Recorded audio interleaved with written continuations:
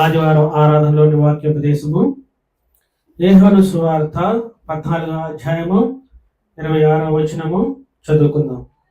యోహాను సువార్త 14వ అధ్యాయము 26వ వచనము చదువుకుందాం. ఆదరణకర్త అనగా తండ్రి నా నామమున పంపబోవు పరిశుద్ధాత్మ సమస్తమును మీకు బోధించి నేను మీతో చెప్పిన సంగతులన్నిటినీ మీకు జ్ఞాపకము చేయుదును. వాక్యం కొరకు చిన్న ప్రార్థన చేసుకొని వర్తమానంలోకి వెళ్దాము. స్తోత్రము స్తోత్రము స్తోత్రము నాయన, ప్రేమ గల తండ్రి, నీ కొందనాలు సూత్రాలు నా ప్రభా. ఈ రోజు పునరుత్థాన దిన ఆదివారం ఆరాధనలో నా ప్రభా, మీరు వాక్యం ద్వారా మీ పరిశుద్ధాత్మ ద్వారా నా ప్రభా ఏం మాట్లాడబోతున్నారో మీ వాక్యాన్ని వివరించి వారికి అర్థమయ్యేలాగా బోధించడానికి మాకు సహాయం దయచేయమని మా ప్రభు అయిన యేసు క్రీస్తు నామములో స్తుతించి ప్రార్థించి అడిగి వేడుకుంటున్నాము తండ్రి, ఆమేన్. ఈ వాక్యం గురించి మాట్లాడుకోవాలనుకుంటే ఏంటంట, ఆదరణకర్త అనగా తండ్రి నా నామమున పంపబోవు పరిశుద్ధాత్మ సమస్తమును మీకు బోధించి నేను మీతో చెప్పిన సంగతులన్నిటినీ మీకు జ్ఞాపకము చేయును. ఈ మాట మనం చెప్పినప్పుడు ఏమనుకుంటామంటే, దేవుడు చేసిన సంగతులన్నీ కూడా మనకి పరిశుద్ధాత్మ ద్వారా మనకి జ్ఞాపకము చేయును. అంటే దేవుడు చేసిన పనులన్నీ అనుకుంటే మనం చెప్పుకుంటూ పోతే ఎలా ఉంటాము? భూమిని, ఆకాశాన్ని, నక్షత్రాల్ని, మనుషుల్ని, సముద్రాల్ని, చెట్లని, సమస్తం నేల మీద పాకే ప్రతి పురుగుని, సముద్రాన్ని చీల్చటం, నీళ్లు రప్పించటం, లేదా గెలిపించటం యుద్ధాల్లో, లేదా దేవుడు చేసిన అనేక అద్భుత కార్యాలు, గుడ్డి వారికి చూపు రావటం కానీ, చెవిటి వారి చనిపోయిన వారిని లేపబడటం కానీ, సముద్రాన్ని గాలిని అణచటం కానీ, ఇటువంటి సమస్తం పనులన్నీ మనం చెప్తే ఏమంటారంటే, పరిశుద్ధాత్మ ద్వారా మీకు అన్ని కూడా సంగతులన్నీ కూడా మీకు జ్ఞాపకము చేయు. అంటే పరిశుద్ధాత్మ ద్వారా మనకి జ్ఞాపకం చేస్తున్నాడు. పరిశుద్ధాత్మ అనే వరాన్ని మనకి ఆయన పేరట మన మీదకి వచ్చింది. ఈ పరిశుద్ధాత్మ గురించి మనం బోధించాలన్నా, ఈ పరిశుద్ధాత్మ అనే పేరును మనం వాడాలన్నా కానీ చాలా మందికి ఎలా ఉండదంటే ఇది వెర్రిగా, వెగతాళిగా ఉంటది. ఏంది పరిశుద్ధాత్మ ద్వారా కన్యక గర్భవతిపై కుమారుని కన్నిందా? పరిశుద్ధాత్మ ద్వారా లేదా పలానా పనులు చేశారా అని మనల్ని ఏం చేస్తారంటే అనేకులు విమర్శిస్తూ, లేదా మనకు వచ్చే ఆలోచనలు, డౌట్లు అనేక ఉంటాయి. కానీ వాక్యం ద్వారా మనం చెప్పినా కానీ వాళ్ళకి ఎలా ఉంటదంటే ఇది వాళ్ళకి అర్థం కాకేందంటే, ఎందుకంటే వాళ్ళు పరిశుద్ధాత్మ ద్వారా వాక్యాన్ని చదవరు, ధ్యానం చేయరు కాబట్టి అర్థం కాకేందంటే ఇవన్నీ ఎలా జరిగింది, ఎలా చూశారు అని మనల్ని ఏం చేస్తారంటే, ఏంది పరిశుద్ధాత్మ, ఈ ఆత్మతో దేవుడితో మీరు మాట్లాడతారా అని చాలా మంది మన గురించి చెప్పుకుంటా ఉంటారు. మనకు కూడా కొన్ని అట్లాగా కొన్ని ఏమన్నా అనుమానాలు కానీ అపోహాలు కానీ ఉంటే దేవుని వాక్యం ఈ రోజున మనతో మాట్లాడుతుంది. ఈ పరిశుద్ధాత్మ అనే వరం సమస్తమును మీకు బోధిస్తుంది. ఇలా సమస్తము మీకు ఉన్నవి అని మనం చెప్పామనుకో, భూమికి దేవుడు పునాదులు వేశాడు అంటే నమ్ముతారా? ఆకాశ నక్షత్రాలకి ఆయన కట్టడలే కట్టాడు అంటే చాలా మంది అంటారంటే, ఈ సైన్స్ వీటిని నమ్మేవాళ్ళు వాటన్నిటిని ఎలా చేసి ఉంటారు, ఎలా సృజించుంటారు, ఎలాగున్నారు అని దేవుని వాక్యం అంటుందంటే చెప్పిన సంగతులన్నిటిని మీకు జ్ఞాపకము చేయించున్నాడు. ఇప్పుడు మనం ఉదాహరణకి ఇలా చెబితే, ఇలాగా వాక్యాన్ని వివరిస్తే అర్థం కాదు కాబట్టి కొంచెం మనం వాక్యాన్ని లోకరీత్యా కూడా ధ్యానం చేసుకుందాం. పరిశుద్ధాత్మని మనం చూడగలుగుతామా? ఫస్ట్ మనం క్వశ్చన్ వేసుకోవాల్సింది ఏంటంటే, పరిశుద్ధాత్మను మనం చూడగలుగుతామా? లేదా మనకి ఆత్మ ఉందా? శరీరం బహిరంగంగా కనపడుతుంది కానీ ఆత్మ అనేది మనకి కనపడదు. ఆత్మని మనం చూడలేము. ఆ మాట కూడా చదివి నీకు వాక్యాన్ని వివరిస్తాను. యోహాను సువార్తలోనే 4వ అధ్యాయము 24వ వచనంలో ఉండదు. ఏమని ఉంటుందంటే, దేవుడు ఆత్మ గనుక ఆయన ఆరాధించు వారు ఆత్మతోనూ సత్యముతోనూ ఆరాధించవలెను. ఏమై ఉన్నాడంటే దేవుడు ఎలా ఉన్నాడంటే ఆత్మై ఉన్నాడు. ఆయన్ని ఆరాధించాలంటే ఆత్మతోనూ సత్యముతోనూ మనము ఆరాధించాలి. ఆత్మతో సత్యముతో ఆరాధించాలి. ఆత్మలో దేవుడు ఉన్నాడు, ఆత్మతో దేవుడు మాట్లాడుతుందంటే మనకి చాలా లోకంలో ఉన్న వాళ్ళకి అర్థం కాదు. కాబట్టి ఈ వాక్యాన్ని వాక్యం లాగా కాకుండా లోక సంబంధంగా మనం కొంచెం బోధించుకుందాం, తెలుసుకుందాం. అంటే ఎప్పుడో పురాతన కాలంలో, అంటే కొద్దిగా సంవత్సరాల క్రితం ఒక మనిషి వచ్చాడు అనుకో, లేదా ఒక కుటుంబంలో ఒక కుటుంబాన్ని తీసుకుందాం ఉదాహరణకి. ఎప్పుడో పురాతన కాలంలో ఒక కుటుంబం ఉంది. ఆ కుటుంబానికి ఏం చేశాడంటే, ఆ కుటుంబ పెద్ద అక్కడ నిలబడి ఆ కుమారుడు మీదకో లేదా ఆ కుమార్తె మీదకో గొడవకి వెళ్ళినప్పుడు, ఆస్తి పంపకాలు పంపేటప్పుడు అందరినీ కూడా పిలిచాడు. ఎవరిని పిలిచాడు? అందరినీ పిలిచాడు. అందరితో మాట్లాడి ఎవరికి ఏమి కావాలన్నది ఆయన చెప్పాడు. కొన్ని సంవత్సరాలు అయిపోయిన తర్వాత ఆయన చనిపోయాడు. మరలా ఆ కుటుంబం ఆ స్థలం దగ్గరికి వచ్చినప్పుడు ఆ స్థలాన్ని కానీ, ఆయనకి ఇచ్చిన ఆస్తిని కానీ, బంగారాన్ని కానీ అన్నిటిని దోచుకోవాలని లేదా దాచుకోవాలని వాళ్ళు అన్నప్పుడు ఆయన అంటాడు, అరే ఇదిగో ఈ స్థలంలోనే కదా, ఇదిగో ఇక్కడే కదా మీకు కూర్చొని ఆయన చెప్పాడు, ఇదిగో మీ కూర్చొని సంగతులన్నీ కూడా మీకు వివరించాడు, ఇప్పుడు ఇలా మాట మారుస్తున్నారేంది అని ఆయన అంటాడు. లేదా వేరే వాళ్ళు ఎవరైనా వెళ్తున్నప్పుడు వాళ్ళని పిలిచాయా, ఇదిగో ఇక్కడ మా నాన్న ఉండేవాడు, ఈయన మాకు సమస్తం కూడా చేశాడు, ఇదిగో ఆ రోజున ఉన్నప్పుడు ఇదిగో పలానా మాట మాట్లాడి ఎవరికి కావాల్సిన వాళ్ళకి ఇచ్చారయ్యా, ఇప్పుడు ఆయన లేకపోయి ఏం చేస్తున్నారు, వీళ్ళు మాట మారుస్తున్నారు. ఇలాగ చెప్పుకుంటూ పోతే ఎలా ఉంటదంటే ఆ విషయాన్ని మీకు ఇంకా అర్థం అవ్వాలంటే, ఆ సంగతుల గురించిన విషయాలు ఇవి కూడా ఇప్పుడున్న కాలానికి ఏమైపోయింది, మరుగైపోయింది. అంటే అప్పుడు జరిగిన సంగతులు ఇవి కూడా ఇప్పుడు వాళ్ళకి తెలియదు. కానీ ఈయన ఎవరితో మాట్లాడుతున్నాడు, ఈయన ఎలా మాట్లాడుతున్నాడు? అక్కడ మనిషి లేడు, ఆ రోజున్న మనుషులు లేరు, ఆ రోజున్న పెద్దలు లేరు, ఆ రోజు తీర్పు చెప్పిన ఎవరు లేరు.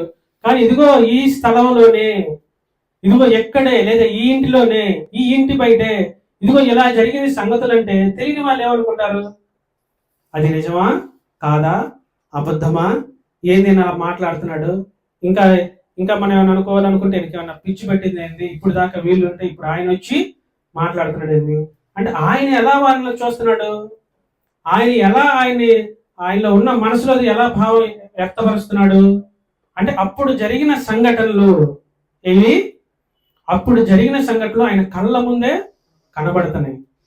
కానీ వీళ్ళకి కనపడుతున్నాయి, అక్కడ ఉన్న వాళ్ళందరికంటే అవి కనబడట్లేదు. ఎందుకంటే ఆ సంగతుల్ని వాళ్ళు చూడలేదు. ఆ సంగతిని ఇప్పుడు చూస్తున్నాడు. ఎలా చూస్తున్నాడు? ఆయన ఆత్మతో. అంటే ఎలా చూస్తున్నాడు? ఆత్మతో చూస్తున్నాడు. ఇప్పుడు భూమిని, ఆకాశాల్ని, సముద్రాల్ని, నక్షత్రాల్ని, మనుషుల్ని, చరచరాల్ని, ఇవన్నీ కూడా కొన్ని కార్యాలు మనం చేసి ఉంటే మనం ఎలా ఉన్నామంటే నమ్మలేక ఉన్నాము. మనం నమ్మకం రావాలంటే మనకి ఏం కావాలి? పరిశుద్ధాత్మ అనే వరము కావాలి. పరిశుద్ధాత్మతోనే వాటిలన్నింటినీ మనం చూడగలుగుతాము. పరిశుద్ధాత్మ ద్వారానే మనం అవన్నీ కూడా మనం ధ్యానించగలుగుతాం. ఏంటంటే అవన్నీ సంగతులన్నిటినీ మీకు జ్ఞాపకం చేస్తాను. ఏ సంగతులన్నీ జ్ఞాపకం చేస్తున్నాడు? ఆది యందు ఉన్న అప్పటి నుంచి తీసుకుంటే ఇప్పుడు వరకు కూడా సంగతులన్నీ కూడా ఆయన జ్ఞాపకం చేస్తున్నాడు. ఈ జ్ఞాపకం ఎలా వస్తుంది? పరిశుద్ధాత్మ సమస్తమును మీకు బోధించి నేను మీతో చెప్పిన సంగతులన్నీ మీకు జ్ఞాపకము చేయు. ఎవరంటే బోధిస్తుంది? పరిశుద్ధాత్మ సమస్తమును సమస్తమును బోధిస్తుంది. ఒకవేళ ఇలా చెప్తే అర్థం కాకపోతే మీకు అర్థమవుతుందా వాక్యం? మనం కొన్ని సంఘటనలు మనం చూడలేము. అలాగే ఎవరైనా మనల్ని అడిగినప్పుడు ఏంటంటే పరిశుద్ధాత్మ అనేది ఎలా ఉంటది అని మనల్ని అడిగినప్పుడు మనం చెప్పలేము. పరిశుద్ధాత్మ ఆత్మ అనేది ఎలా ఉంటది అనేది మనం చెప్పలేము. ఈ ఆత్మ ద్వారా జరిగే సంఘటనలో మనం చెప్పగలుగుతాం, కానీ ఆత్మను మనం చూపించలేము, దేవుణ్ణి మనము చూపించలేము. మరి ఎలా చూపిస్తాము అంటే వాక్యము ద్వారా సమస్తము వాక్యం. ఆ రోజున ఆయన చెప్పిన మాటల్లో ఒకవేళ ఆ రోజు కనుక వీలునామా, అంటే ఈ లోక భాషలో మాట్లాడాలంటే వీలునామా కనుక రాసుంటే, ఆ వీలునామా కనుక దొరికి తీసుకొస్తే ఏమంటారంటే, అవును కదా, నువ్వు చెప్పేది అది కాదు కదా, ఇదిగో ఆ రోజున జరిగిన సంఘటన నిజమే, ఇదిగో ఈయన పలానా ఆయనకి పలాంది పెద్ద ఆయనకి ఇది ఇచ్చాడు, చిన్న ఆయనకి ఇది ఇచ్చాడు, కొడుకుకి ఇది, కూతురికి ఇలా ఇచ్చాడు, ప్రతిదిలో రాసి భద్రపరిచి ఉంది. ఈయన చెప్పింది మనం ఇప్పుడు దాకా అబద్ధం అనుకున్నాం, కానీ ఇది ఎలా కనపడుతుంది?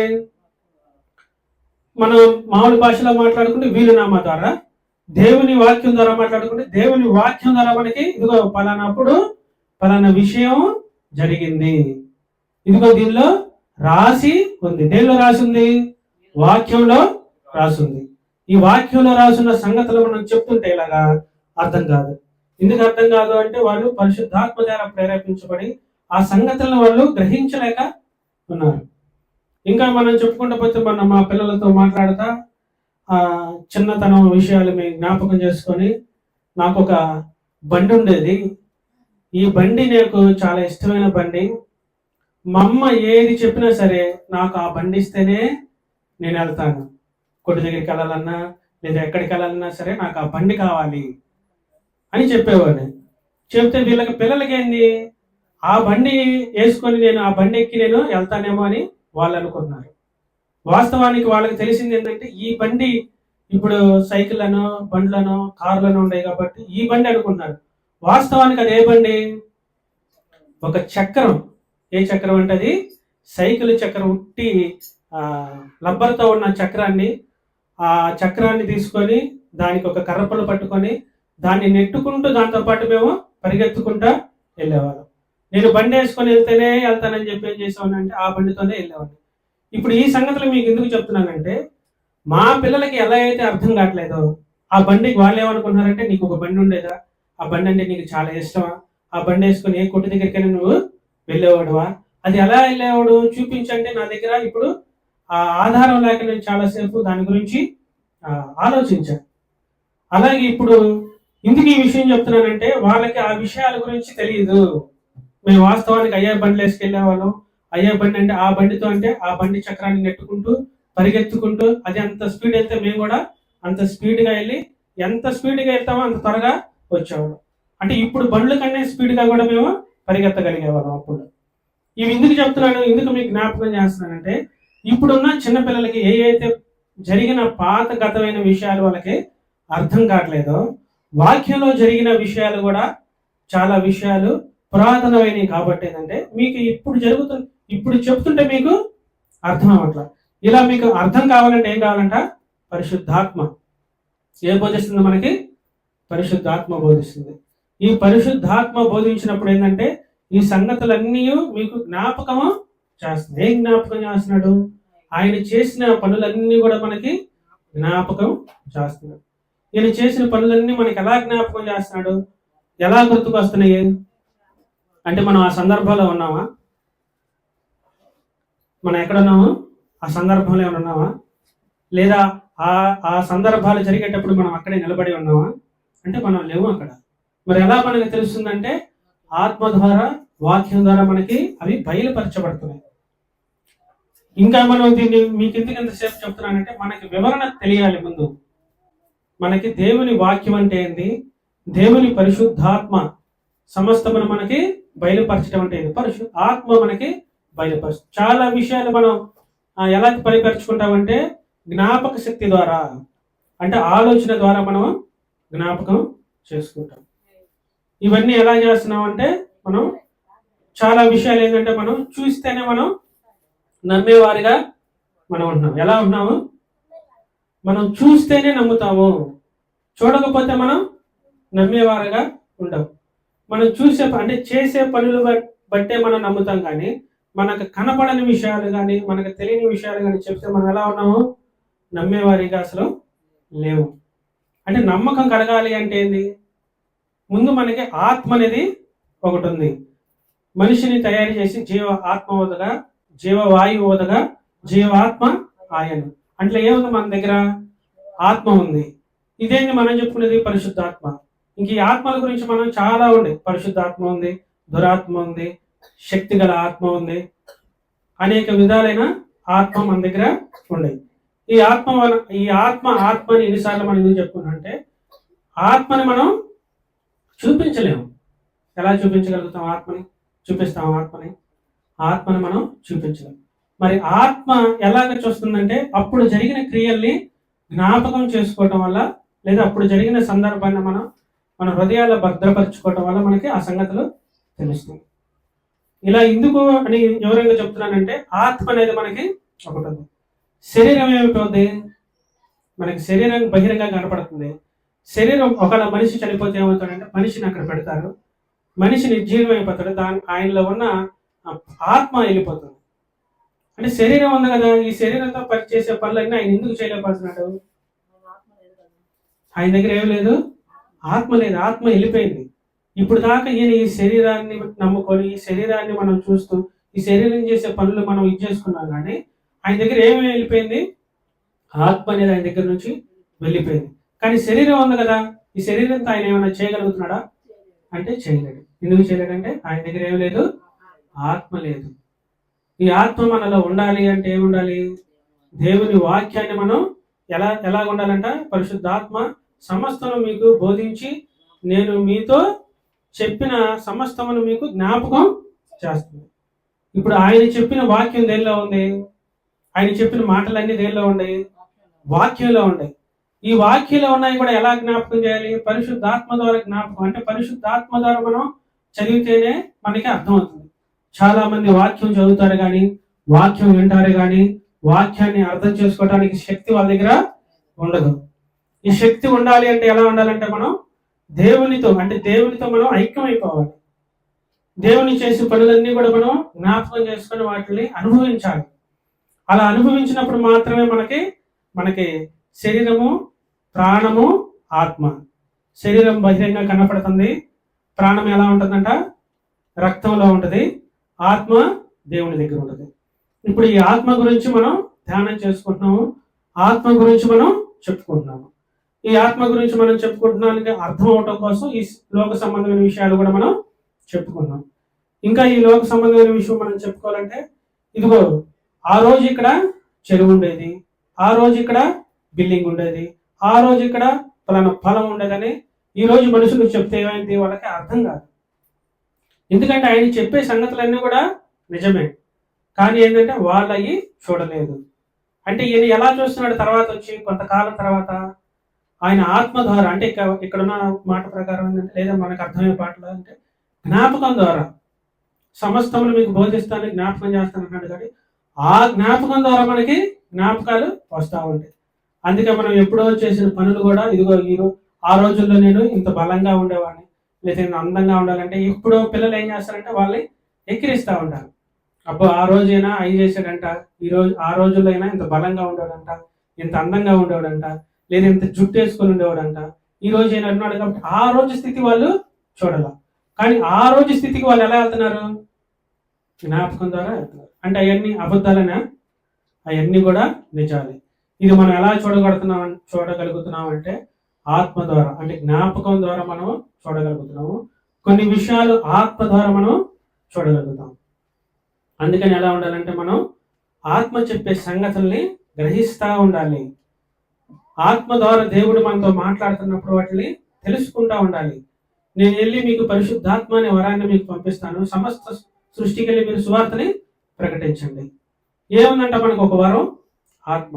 అదేంటి? పరిశుద్ధాత్మ.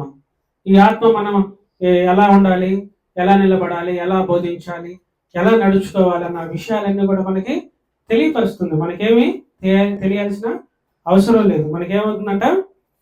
అన్ని విషయాలు కూడా మనకి తెలియపరుస్తుంది. సరే, అర్థమైందా? మనకేముంది? ఆత్మ అనే తోడు ఉంటుంది. ఈ ఆత్మని మనం బహిరంగంగా చూపించలేము. ఈ ఆత్మని మనము ఎవరైనా మనల్ని ఆత్మ ద్వారా పలానా క్రియలు జరుగుతున్నాయి అంటే మనం వాటిని చెప్పలేము. అదే ఇంకా నాకు కొంచెం జ్ఞాపకం వచ్చింది. ఆ రోజున జరిగిన సంఘటన ఈ రోజు నువ్వు చూపించు అంటే చూపిస్తావా? కానీ ఆయన దగ్గర మాత్రం ఆ సంఘటన, ఆ సందర్భం ఉంటుంది, పోదు, అది ఎక్కడికి పోదు. ఆ రోజున అన్న మాటలు కానీ, ఆ రోజు నిలబడ్డ విషయాలు కానీ, ప్రతిదీ కూడా ఆయన మనసులో ఉంటుంది. చూపించమంటే చూపించలేడు, కానీ ఆ రోజున జరిగిన సంఘటన ఆ రోజు ఉన్న వాళ్ళందరికైతే అయ్యి తెలిసిద్ది. సరే చదువుకుందాం. 1 పేతురు 1వ అధ్యాయము 12వ వచనం చదువుకుందాం.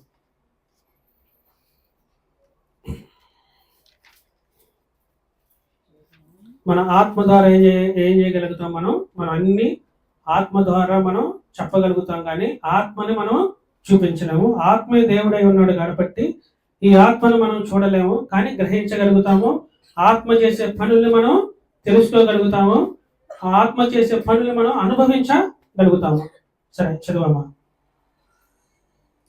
1 పేతురు 1వ అధ్యాయము 12వ వచనం. పరలోకము నుండి పంపబడిన పరిశుద్ధాత్మ వలన మీకు సువార్త ప్రకటించిన వారి ద్వారా మీకిప్పుడు తెలుపబడిన ఈ సంగతుల విషయమై తమ కొరకు కాదు గాని మీ కొరకే తాము పరిచర్య చేసిరని సంగతి వారికి బయలుపరచబడెను. దేవదూతలు ఈ కార్యములను తొంగి చూడ కోరుచున్నారు.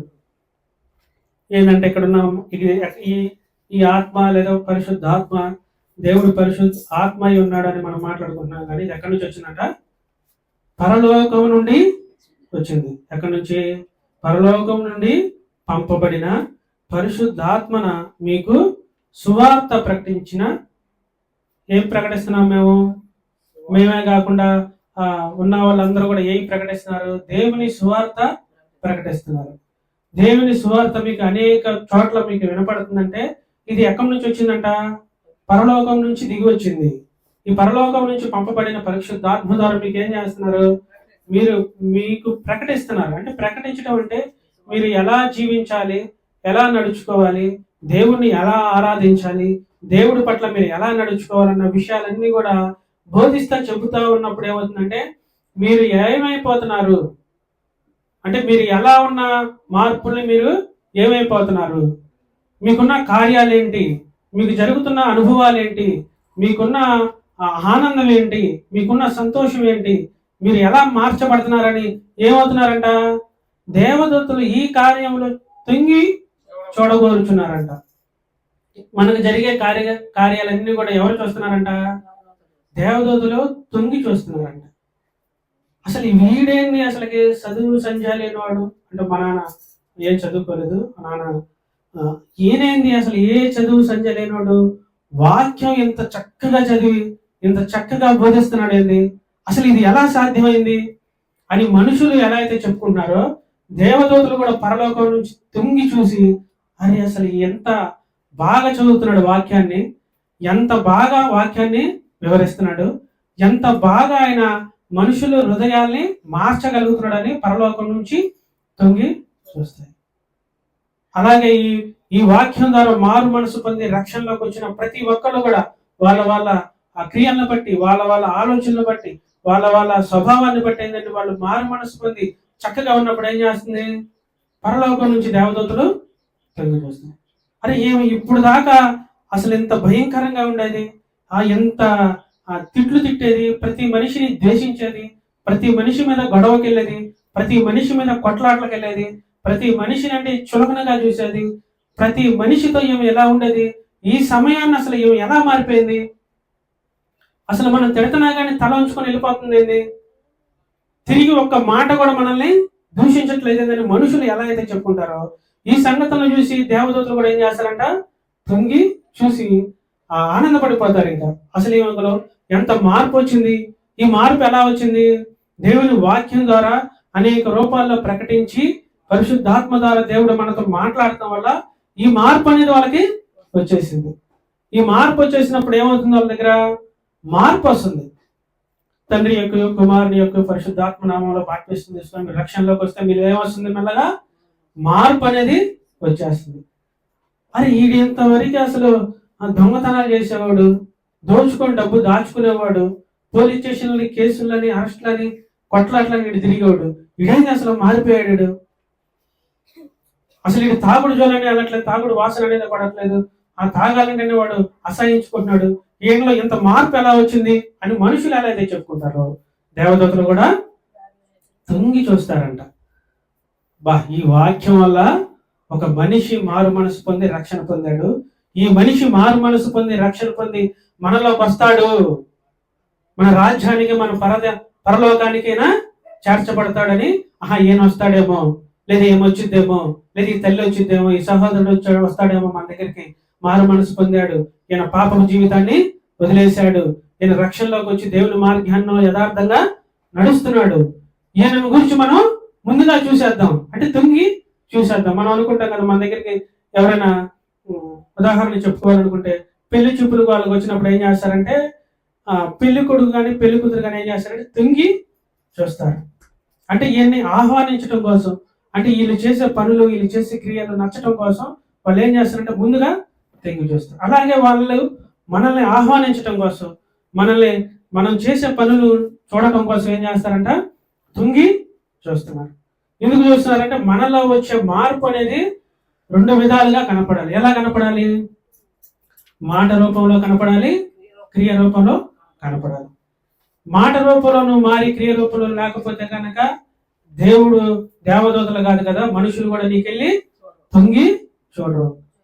మనుషులు ఏమనుకుంటారంటే, అంటే నేను ఆ సందర్భం నాకు చాలా టైం ఎక్కువ అవుతుందని నేను తీసుకోలేదు, కానీ పాపము ఆత్మలు కూడా ఉంటాయి, దురాత్మలు ఉంటాయి, పాప ఆత్మలు ఉంటాయి. ఈ ఆత్మల గురించి నేను చెప్పదలేదు, అంటే ఎక్కువ సమయం అయిపోతుంది అని నేను కొంత భాగం మాత్రమే తీసుకున్నాను. వీలైతే మీకు తర్వాత బోధిస్తాను. ఈ క్రియ చొప్పున మనం నిలబడి మన మార్పు అనేది మాట రూపంలో ఉండాలి, క్రియ రూపంలో కూడా ఉండాలి. క్రియ రూపంలో లేకపోతే కనుక మీరు ప్రార్థనకు వచ్చినా వెళ్ళినా, బైబిల్ పట్టుకొని తిరిగినా, తెల్లని వస్త్రాలు ధరించుకొని వెళ్ళినా, మీ గురించి మాట్లాడుకునే మాటలన్నీ కూడా మాట్లాడుకుంటూనే ఉంటారు. లోకరీత్యా మీ గురించి ఎలా అయితే మాట్లాడుకుంటున్నారో పరలోకంలో ఉన్న దేవదూతలు తెగు చూసి కూడా ఈయన మారు మనసు పొందాడు, ఈయన రక్షణ పొందాడు, అయినా కానీ ఈయన క్రియలు కానీ ఈయన పాపాలు కానీ మారలేదని వాళ్ళు కూడా అనుకుంటారు. అంటే ఇక్కడ ఏమవుతుందంటే పరలోకం నుండి పంపబడిన పరిశుద్ధాత్మ మీకు సువార్తను ప్రకటించిన వారి ద్వారా మీకు ఇప్పుడు తెలుపబడిను. మనకి సువార్త అనేది ప్రకటిస్తుంది, సువార్త మనకి తెలుపబడుతుంది. ఈ సువార్త తెలుసుకొని ఈ సువార్త నిజమైనదా అబద్ధమా అని మీరు 1-2 సార్లు అంగీకరించుకొని మీరు మారు మనసు పొంది రక్షణలో కనుక వస్తే ఏమవుతుందంట? పరలోకం నుంచి దేవదూతలు తొంగి చూస్తారు. వాళ్ళు ఈ లోకంలో ఎలా అయితే మిమ్మల్ని చూసి ఆశ్చర్యపోతున్నారో ఆ లోకంలో కూడా దేవుడి దేవదూతలు కూడా ఆశ్చర్యపోయి వీళ్ళకి పరిశుద్ధాత్మ అనే వరమ ద్వారా ఇదంతా కూడా సాధ్యం అయ్యిందని చెప్పి వాళ్ళు చాలా సంతోషపడతారు. ఇప్పుడు మనం ఎలా ఉండాలి?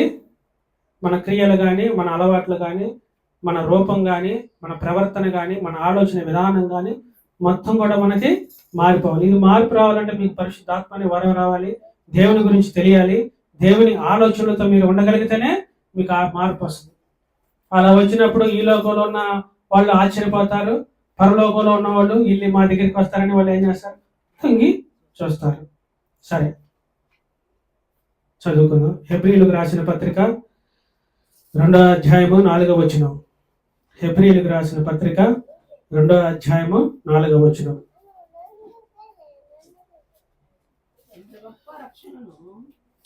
హెబ్రీయులకు రాసిన పత్రిక 2వ అధ్యాయము.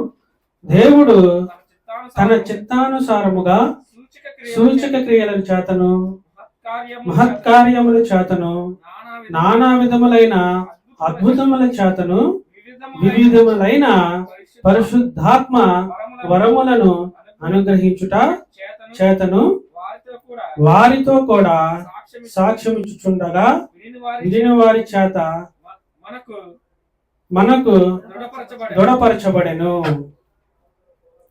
ఏంటంటే ఇక్కడ మన మధ్య ఏమేమి ఉన్నాయి? ఇప్పుడు మనం చెప్పుకున్నట్టుగా మీకు పెద్ద పెద్ద విషయాలు అర్థం కాకపోయినా దేవుడు తన చిత్తానుసారముగా సూచక క్రియల చేతను, ఎలా అంట? సూచక క్రియల చేతను. ఈ సూచక క్రియలు అంటే ఇప్పుడు మనం చెప్పుకున్నాం కదా, వాళ్ళు చూస్తున్నారు ఇప్పుడు దాకా ఎలా ఉన్నవాడు అప్పుడే ఎలా మారిపోయాడు. ఇంత మార్పు ఈయన దగ్గర ఎలా వచ్చింది? ఇంత మార్పు ఈమె దగ్గర ఎలా వచ్చింది? అసలు దేవుని అంటే లెక్క చేయని వాడు కూడా దేవుని దగ్గరికి ఎలా వచ్చేసాడు? అలా ఇది సూచక క్రియల చేతను. అంటే ఏంటంటే వీళ్ళు సూచక క్రియల చేత మహా మహా మహత్కార్యములు చేతను. ఏంటంటే ఇంకోటి మహత్కార్యముల చేతను. అంటే ఇంకా ఈ అద్భుత కార్యాలు అన్నమాట. ఇంకా మనం చెప్పుకుంటే అంటే మీరు జ్ఞాపకం చేసుకుంటారో లేదు కానీ మహాద్భుత కార్యాలు అంటే ఏందనుకున్నారు? మనకి ఎన్నో విధాల మన కుటుంబంలో మనకి అద్భుత కార్యాలు మనకి జరుగుతాయి. ఈ కార్యాలు జరిగినప్పుడు మనం ఆశ్చర్యపోతాం. అసలు ఎలా ఉంటుందంటే ఇంకా ఆ ఆశ్చర్యపడిపోయి ఏం చేస్తామంటే మనకి మహా ఆశ్చర్యం కలిగి అద్భుతం జరిగింది అనమాట. ఎలా జరిగిందంటే ఉదాహరణకి అంటే మీరు చెప్పలేరు కాబట్టి నా గురించి లేదా నాకు జరిగిన విషయం నేను చెప్తున్నాను. ఒకసారి మా లాస్ట్ అబ్బాయి ఏమైందంటే రక్త పరీక్ష చేయించినప్పుడు ప్లేట్లెట్లన్నీ పడిపోయినాయి. మీకు ఈ ప్లేట్లెట్లన్నీ పడిపోయినాయి. ఈ పిల్లోడు అసలు మీ దగ్గర ఇంకా ఎలా ఉన్నాడు? పర్సంటేజ్ చాలా నాకు సరిగ్గా గుర్తులేదు, చాలా తగ్గిపోయింది. మీరు అర్జెంటుగా హాస్పిటల్కే వెళ్ళాలి. ఈ అర్జెంటుగా మీరు హాస్పిటల్ వెళ్ళకపోతే కనుక ఆ అబ్బాయి చనిపోయే ప్రమాదం ఉంది. ఇలాగ మీ అబ్బాయికి ప్లేట్లెట్లు పడిపోయాయి అంటే ఇప్పుడు నేను అనేకులకు ఫోన్ చేసి ఇలా అని చెప్తే నువ్వు ఏ హాస్పిటల్కి వెళ్ళినా సరే ఆ ప్లేట్లెట్లు పడిపోయే ముందుగా డబ్బులు వేలలు రావచ్చు, లక్షలు రావచ్చు. నువ్వు ఏ హాస్పిటల్కి వెళ్ళినా కానీ నువ్వు భరాయించలేవు. అలాగని మామూలుగా గవర్నమెంట్ హాస్పిటల్కి వెళ్తేనే వాళ్ళు ఆ సమయానికి అంటే అక్కడ ఉన్న జనాభా సంఖ్యను బట్టి చూడగలుగుతారా లేరు అని భయం వేసి సరే ఒక హాస్పిటల్కి మేము వెళ్ళాం. ఎలా వెళ్ళామంటే నా దగ్గర ఉన్న డబ్బులు మాత్రమే తీసుకున్నాను. అంటే లక్షల్లో ఉండగా ఉన్న డబ్బులు మాత్రమే తీసుకున్నాను. ఈ డబ్బులు తీసుకుని ఏం చేశానంటే నాకున్న స్నేహితులకు నేను ఫోన్ చేసి చెప్పినప్పుడు వాళ్ళు అన్నారు, అన్న ఒకవేళ నీ దగ్గర లేకపోయినా పర్లా ఆ రిపోర్ట్ వాళ్ళకి పంపించినప్పుడు ఆ రిపోర్ట్ చూసి వాడికి ఏమైనా అయిపోయిందేమో అవసరమైతే నేను నీకు సహాయం చేస్తాను, ముందు అర్జెంటుగా నువ్వు హాస్పిటల్లో వెళ్ళిపో అన్నప్పుడు అది మిట్ట మధ్యాహ్నం మాకు చెప్పారు. మిట్ట మధ్యాహ్నం ఆయన మీద ఒక ప్రార్థన చేసుకున్నాం. ఫస్ట్ ఇంటి దగ్గర ప్రార్థన చేసుకొని హాస్పిటల్ వెళ్ళినప్పుడు హాస్పిటల్లో వాళ్ళు రక్త పరీక్షలు చేయాలన్నారు. ఆ రక్త పరీక్షలు కదా ఆ రిపోర్ట్ చూసి ఎమ్మటే మీరు ఇంకా జాయిన్ అయిపోండి, పిల్లడు పరిస్థితి బాగాలేదు, మీరు అర్జెంటుగా జాయిన్ అయిపోవాలన్నారు. నేనుండన్నా నేను జాయిన్ అవ్వను మేడం, మీరు మరలా ఒకసారి రిపోర్ట్లు మరలా ఒకసారి పరీక్షలు మీరు చేయండి అంటే వాళ్ళు అన్నారు, ఏమయ్యా ఇది ఇప్పుడు వచ్చిన రిపోర్టే కదా, మరలా నీకు ఎమ్మటే రిపోర్టు మారిపోయిద్దా? చెబితే అర్థం చేసుకోవాలి, వాడి పరిస్థితి బాగాలేదు, వాడికి ఎమ్మటే ట్రీట్మెంట్ ఇవ్వాలంటే నువ్వు ఇంకా రిపోర్ట్లు చేయి, అవి చేయి ఈ చేయి అని అంటావేంది అని అన్నప్పుడు ఏమన్నా లేదు మేడం ఇంకోసారి మీరు దయచేసి రిపోర్ట్ చేయండి నేను ఉంటానంటే నువ్వు ఆ పిల్లోని తీసుకొని కనుక రిపోర్ట్లు రాలేదని నువ్వు వెళ్ళిపోయావంటే ఆ పిల్లోడు ప్రమాదంలో పడిపోతాడు, ఆ పిల్లోడు చనిపోతాడు. మీరు అలాగ వెళ్ళిపోవద్దు. నేను ఇక్కడ లేకపోయినా సరే నేను పలానా వార్డులో పలానా అంతస్తులో నేను ఉంటాను, అక్కడికి వచ్చి నువ్వు రిపోర్ట్లు చూసుకొని మాత్రం వెళ్ళగానే ఎట్టి పరిస్థితుల్లో నువ్వు ఇంటికి వెళ్ళొద్దని నాతో వాదన పెట్టుకొని ఆ రిపోర్ట్లు సరే ఆయన చేయమంటాడు కదా ఒకసారి చేద్దామని చెప్పి రిపోర్ట్లు చేస్తే మేము ఉదయం నుంచి సాయంత్రం దాకా అక్కడే ఉన్నాము. రిపోర్ట్లు సాయంత్రం వచ్చినాక ఆమె ఏమైపోయిందంటే ఆశ్చర్యపడిపోయింది. ఆశ్చర్య కార్యాలు అంటారు కదా అట్లాగేమైపోయింది, ఆశ్చర్యపడిపోయి ఈ రిపోర్ట్లు ఈ అబ్బాయేనా అని పక్కన పిలిచి అడిగింది. అవునండి ఈ అబ్బాయి. మరేంది పొద్దున వచ్చిన రిపోర్ట్లకి ఇప్పుడు వచ్చిన రిపోర్ట్లకి ఎంత తేడా ఉందేంది, ఈ అబ్బాయి బాగానే ఉన్నాడు కదా అని, నీకు ధైర్యం ఉంటే మీ అబ్బాయిని తీసుకొని నువ్వు వెళ్ళిపో. ఏమన్నారు వాళ్ళు, నీకు ధైర్యం ఉంటే మీ అబ్బాయిని తీసుకొని నువ్వు ఇంటికి వెళ్ళిపోవచ్చు.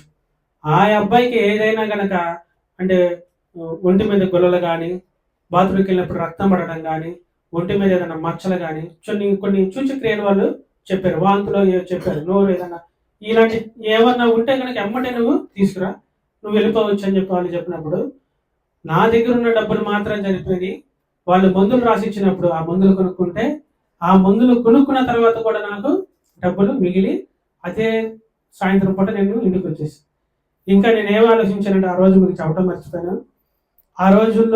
ఆ రోజున నేను కొత్తగా వాక్యం ప్రకటిస్తున్నా. దేవుడి దగ్గరికి రావడానికి ఆదివారం ప్రకటిస్తున్నాం. ఈ ఆదివారాలు ప్రకటించాలనుకుంటే మేము వెళ్ళింది ఏ రోజు? శనివారం వెళ్ళాం. ఈ శనివారం వెళ్తే ఆదివారం నేను ఎలా దేవుడిని ఆరాధించాలి, ఎలా ఆయన్ని ప్రకటించాలి, ఇక్కడ హాస్పిటల్లో వీడి దగ్గర ఉంటే అక్కడ చేయాల్సిన పని ఎలా చేయాలని ఆలోచించుకుంటే, కానీ దేవుడు అక్కడ ఉండనే లేదు. రిపోర్ట్లన్నీ మారిపోయినాయి. ఆదివారం వచ్చి మళ్ళీ నేను సువార్త ప్రకటించి ఏంటి అంటే మహా అద్భుత కార్యముల చేత. ఏంటంటే ఇలాంటి నా విషయాల్లోనే కాదు, మీ విషయాల్లో కూడా అనేక విషయాలు మీకు అద్భుత కార్యాలు మీకు జరిగినాయి.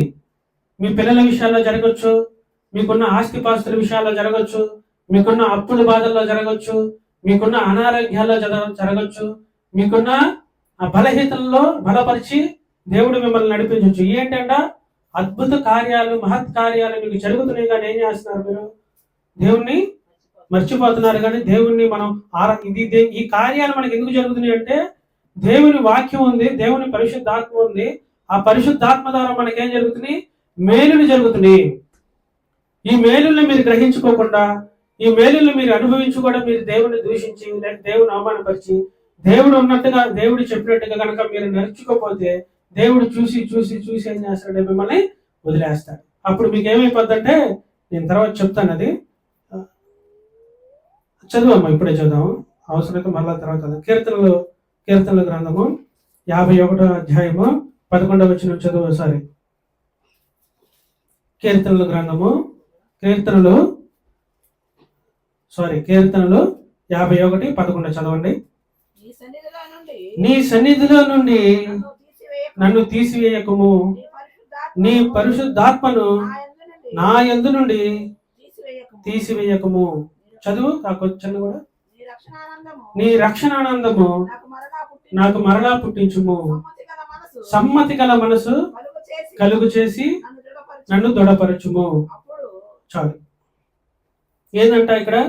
నీ సన్నిధిలో నుండి నన్ను తోసివేయకము. ఏం చేస్తాడు దేవుడు? చూసి చూసి ఏం చేస్తాడంట? దేవుడు ఏం చేస్తాడు? మనల్ని మీరు అద్భుత కార్యాలు అనుభవిస్తున్నారు. పరిశుద్ధాత్మ ద్వారా అనేక విషయాలు మీకు బోధించబడుతున్నాయి, మీరు చాలా విషయాలు తెలుసుకుంటున్నారు, కానీ ఏం చేస్తున్నారు?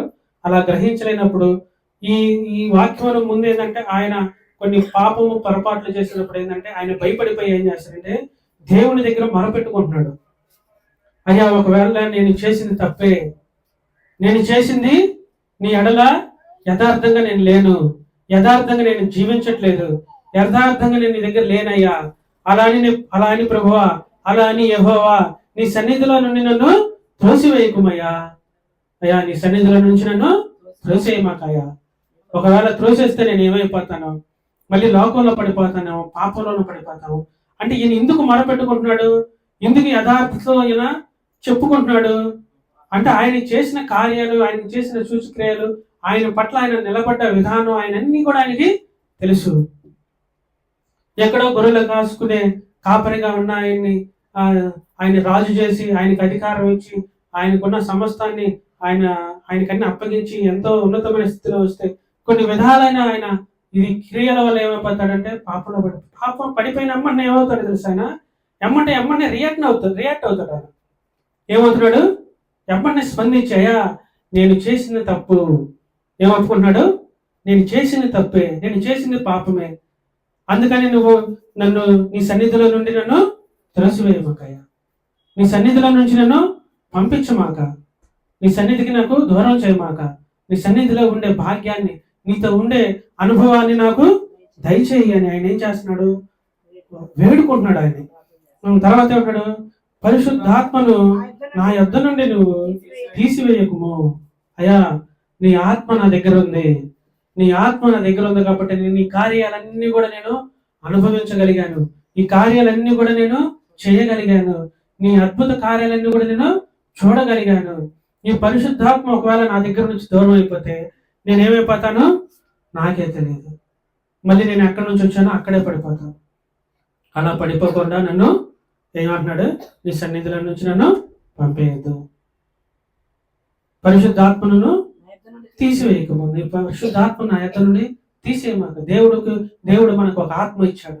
ఆ ఆత్మకి దేవుడితో మాట్లాడినప్పుడు మన దగ్గరికి ఏమొస్తుంది? పరిశుద్ధాత్మ అనే వరం వస్తుంది. ఈ వరం కనుక మనం పోగొట్టుకుంటే, ఈ వరాన్ని కనుక మనం తీసేస్తే, దేవుని సన్నిధుల నుంచి మనల్ని వేరైపోతే, నువ్వు లోకంలో పాపంలో పడిపోయి, అపరాధాల్లో పడిపోయి, లోకం దృష్టిలో నువ్వు పాపం చేస్తావు, దేవుని దృష్టిలో పాపం చేసి నరకానికి పాత్రుడు అయిపోయి ఇంకా నువ్వు నీ జీవిత కాలం కూడా నువ్వు అనుభవించాల్సిందే. ఈ శరీరానికి మరలా మనం చనిపోయిన తర్వాత ఒక శరీరం వస్తుంది. ఈ శరీరం అనగా ఏమనిపిస్తుందంటే, ఈ శరీరం మనం నిశ్చయం అయిపోద్ది, అంటే చనిపోయి నిశ్చయం అయిపోద్ది. ఈ శరీరంలో ఉన్నప్పుడు ఏం జ్ఞాపకం వస్తుందంటే, మీరు చేసే పనులు, అంటే సుఖమైన పనులు కావచ్చు, కష్టమైన పనులు కావచ్చు, బాధైన పనులు కావచ్చు, ఇవన్నీ ఎందుకు మనకి అనుభవిస్తుంది శరీరం? ఈ శరీరము దుఃఖమును కానీ, పాపమును కానీ, సుఖభోగాలు కానీ, బాధలను కానీ ఎందుకు ఈ శరీరం అనుభవిస్తుందంటే, ఏది మంచి ఏది చెడో నీకు తెలియపరుస్తుంది. దేవుని రాజ్యంలో నీకు సంతోషం, ఆనందం ఉంటుంది.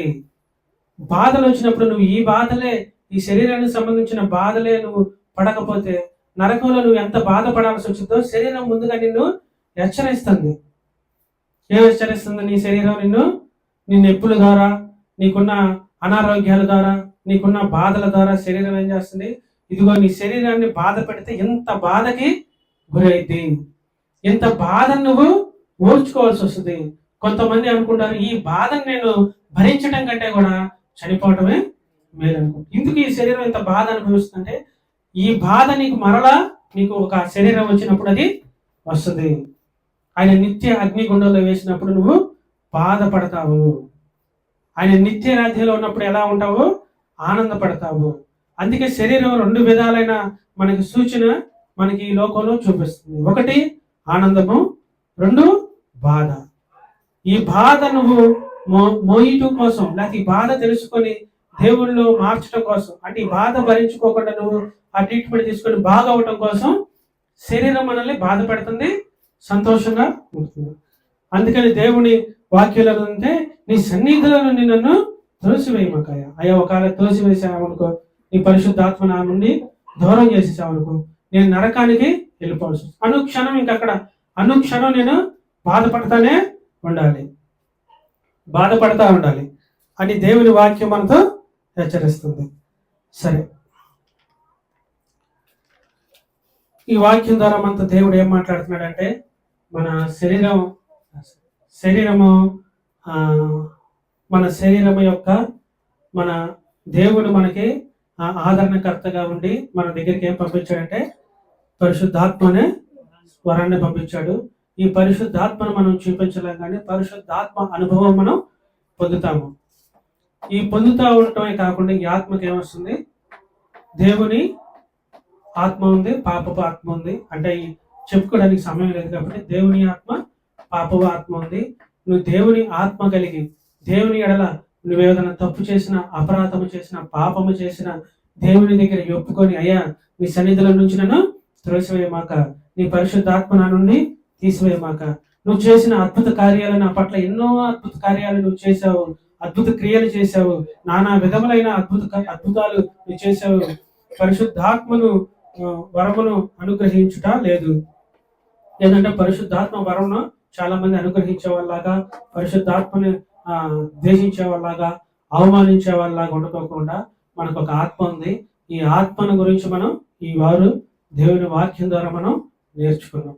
ఈ ఆత్మని మనం బాధ పెట్టాలా, సంతోషంగా ఉంచాలా, ఎలా జీవించాలి అన్నది దేవుని వాక్యం మనతో మాట్లాడుతుంది. మనం ఎలా ఉండాలంట? ఆత్మ అయి, దేవుడు ఎలా ఉన్నాడంట? ఆత్మతో. దేవుడు ఆత్మ కనుక ఆయన ఆరాధించేవారు. మనం ఎలా ఉండాలంట? ఆత్మతో ఆరాధించేవారిగా ఉండాలి. ఒకటేంది? ఆత్మతో ఆరాధించాలి. రెండోది సూచిక క్రియలతో మనం అనుభవిస్తున్నాము, సూచిక క్రియలతో మనం నేర్చుకుంటున్నాము. 2, దేవుని ఎడల మనం ఏమైనా తప్పు, అపరాధం, పాపం చేస్తే ఆయన సన్నిధిని కానీ, ఆయన ఇచ్చిన పరిశుద్ధాత్మ వరమని కానీ మనం పోగొట్టుకోకుండా దాన్ని కాపాడుకుంటూ దేవుని రాజ్యంలోకి, దేవుని మన పట్ల ఉండడానికి నమ్మి ఏమైనా పాపం కానీ, అపరాధం కానీ చేసినప్పుడు దేవుని దగ్గర ఒప్పుకో, మనుషుల దగ్గర కాదు కానీ దేవుని దగ్గర ఒప్పుకో. ఈ శరీరానికి మనం మూడోదిగా మాట్లాడుకుంటే, శరీరానికి మనకి బాధలు, సుఖము, దుఃఖము అనే 2 విషయాలు ఉంటాయి. నువ్వు దుఃఖిస్తూ ఉన్నావా, నువ్వు లేదా సుఖంగా ఉన్నావా? సుఖంగా ఉండాలంటే దేవుని రాజ్యానికి వెళ్ళాలి. బాధపడుతున్నావంటే నరకానికి వెళ్తావు. ఈ బాధను అనుభవించడం కంటే చాలా మంది చనిపోవాలని అనుకుంటారు. కానీ ఈ బాధను అనుభవించడం కంటే, ఈ బాధను మనం భరించడం కంటే, ఈ పాపాన్ని మన హృదయాల్లో, మన ఆత్మలో మనం మోయడం కంటే కూడా దేవుని ఎడల యథార్థ హృదయం కలిగి ఆయన దగ్గర మన క్రియలన్నీ ఒప్పుకొని ఆయనతో మనం ఏకమయ్యి ఆయనతో మనం ఉండగలిగితే మనం జీవించే దినములన్నీ కూడా చాలా చక్కగా అద్భుతంగా మారిపోతాయి. ఇలా అద్భుతంగా చక్కగా మారిపోయినప్పుడు మనం ఎలా ఉంటామంటే చాలా సంతోషంగా, చాలా ఆనందంగా కూడా మనం జీవిస్తూ ఉంటాం. ఇంకా మనం చదువుకోవాలనుకుంటే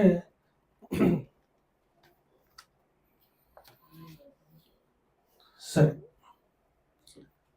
ఈ వాక్యం దేవుడు మనతో ఇవాళ మన హృదయాల్లో నిలుపును కాక. ఈ వాక్యం ద్వారా మనం కొన్ని విషయాలు నేర్చుకున్నాము. ఆ నేర్చుకున్న దాని ప్రకారంగా మనం జీవించును గాక. ఈ వాక్యాన్ని మనం అనేకులకి అర్థమయ్యేలాగా, లేదా మనం అర్థం చేసుకునేలాగా దేవుడు మాట్లాడినందుకు మన హృదయాల్లో దాన్ని భద్రపరుచుకొని అలాగా అనుభవించడానికి, మన ఆత్మ ద్వారా, ఆ సత్యం ద్వారా దేవుణ్ణి ఆరాధించడానికి ఆత్మ మనకున్నది. ఆత్మ ద్వారా, సూచక్రియల ద్వారా అనేక విషయాలు మనకి తెలుపబడ్డాయి. ఈ విషయాలన్నింటిని బట్టి దేవునికి కృతజ్ఞతాస్తుతులు చెల్లించి ఆయన మనకి ఆదరణకర్త అయి ఆత్మయ్య మన నుండి నడిపించినందుకు దేవునికి కృతజ్ఞతాస్తుతులు చెల్లించుకుంటూ ఈ చిన్న వాక్యాన్ని మన హృదయాల భద్రపరచును గాక. చిన్న ప్రార్థన చేసుకుందాము. స్తోత్రము స్తోత్రము స్తోత్రము నాయన, ప్రేమగల తండ్రి, నీ వందనాలు స్తోత్రాలు నా ప్రభా. అయ్యా, నీ వాక్యం ద్వారా నా ప్రభా మీరు మాతో మాట్లాడిన విధానాన్ని బట్టి నీ వందనాలు స్తోత్రాలు నా ప్రభా. అయ్యా, పరిశుద్ధాత్మ, ఆత్మ అనే వరము నా ప్రభా మీరు మాకు ఇచ్చినందుకు నీ వందనాలు స్తోత్రాలు. ఈ ఆత్మ ద్వారా నా ప్రభా నీ వాక్యాన్ని ధ్యానం చేసుకోవటానికి, నీ వాక్యాన్ని తెలుసుకోవటానికి, నువ్వు చేసిన అద్భుత కార్యాలు నా ప్రభా మేము అనుభవించడానికి మీరు మాకు ఇచ్చిన ధన్యతను బట్టి నీ వందనాలు స్తోత్రాలు నా ప్రభా. అయా, ఆత్మతోనూ అలా సత్యముతోనూ మేము జీవించడానికి సహాయం దయచేయండి. అయా, గ్రహించగలిగే మనసు మాకు దయచేయండి. అలా అలా జీవించడానికి నా ప్రభా మా మనసును మార్చిన ప్రభా, దేవుని ఎడల భయభక్తులు కలిగి జీవించి ఏదైనా యథార్థతో పాపము ద్వారా, అపరాధం ద్వారా మేము ఒకవేళ పడిపోయి ఉంటే నా ప్రభా, యథార్థ హృదయం కలిగి మేము నీ దగ్గర సాష్టాంగపడి నా ప్రభా వాటిని ఒప్పుకొని నీ పరిశుద్ధాత్మను మా నుంచి దూరం చేయకుండా, నీ సన్నిధిలో నుంచి మమ్మల్ని త్రోసివేయకుండా నా ప్రభా అయ్యా మేము మీలాగా మారటానికి, మేము నీ రాజ్యానికి మా ప్రభా మేము చేరటానికి నా ప్రభా మీరు మాకు ధన్యతగా దయచేయండి. అలాగే నా ప్రభా మేము మారినప్పుడు దేవదూతలు నా ప్రభా తెంగి చూస్తారని మీరు మాతో మాట్లాడే విధానం బట్టి నీ వందనాలు స్తోత్రాలు. మనుషులు కూడా మా గురించి నా ప్రభా ఇప్పుడు దాకుండా మనిషి ఎలా మారిపోయాడని వాళ్ళు కూడా ఈ లోపల చెప్పుకోవడానికి సహాయం తెచ్చండి. అయా, సహాయం తెచ్చండి. స్తోత్రము స్తోత్రము స్తోత్రము స్తోత్రము ఆయన. పూర్ణ మనస్సుతో పరిశుద్ధాత్మతో, పూర్ణ మనస్సుతో ఆరాధించెదను.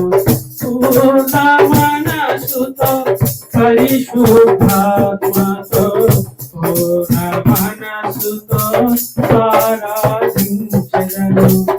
ఔరా నీ చాటు నన్ను దాచినందునా నీవేనా